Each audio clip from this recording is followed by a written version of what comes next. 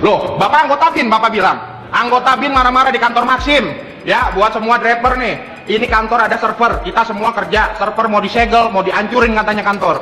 Ini anggota BIN. Tolong Pak, balik badan Pak. Biar enak.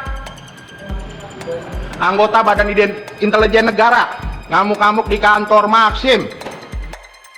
Beredar video pria mengaku sebagai anggota Badan Intelijen Nasional, BIN. Akun Instagram @fakta.indo turut mengunggah video. Terlihat di video, si pria berbadan besar itu tak menampakkan wajahnya. Ia hanya berbalik belakang saat kamera tertuju padanya. Terdengar suara perekam, yang menyebutkan bahwa pria itu mengaku-ngaku sebagai anggota BIN. Ia datang mengamuk dan mengancam akan menghancurkan kantor penyedia jasa ojek online Maxim. Terlihat pula beberapa pria yang sibuk bekerja di area ruangan kantor. Tak diketahui pasti, di mana lokasi dan kapan kejadian itu terjadi. Warganet merasa ganjal dengan pengakuan si pria berjaket hitam itu. Pasalnya, jika memang pria itu anggota BIN, lantas kenapa ia berani mengungkap identitasnya? Intelco bilang, tulis salah satu warganet.